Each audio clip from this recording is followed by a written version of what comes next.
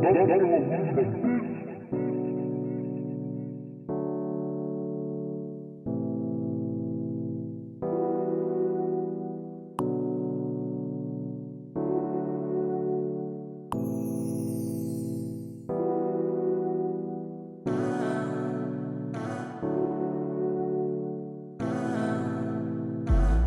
ver bana tazetten,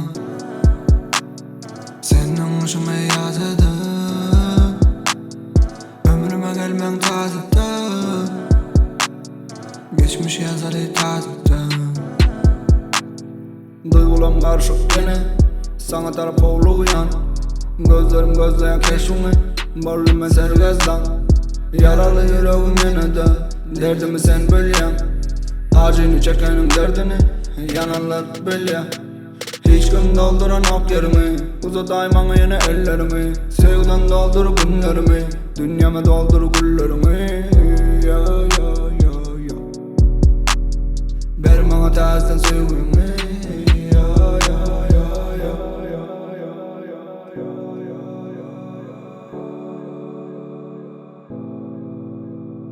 Sevgini ver bana tazetten,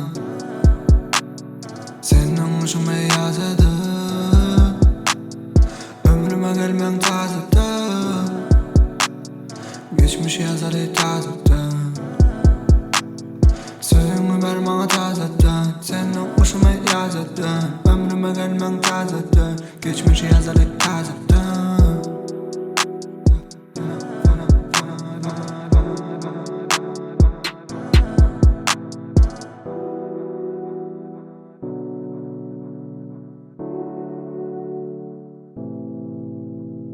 Sensizliğin savunar titreye bedenim.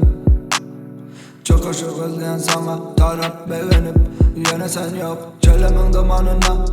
Sevmeyen yıldızları, aklımdan çıkan yok yine ovadan bakışları. Şeman oynayadı uzunca saçları. Gelmen gülüm yana uzaklara uçalı.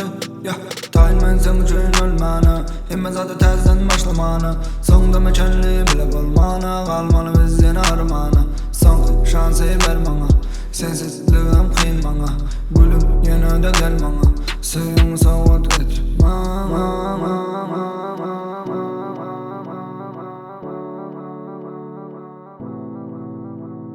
sevgini ver bana tazetten, senin hoşuma yazdı. Ömrüme gelmen tazetten, geçmiş yazar tazetten.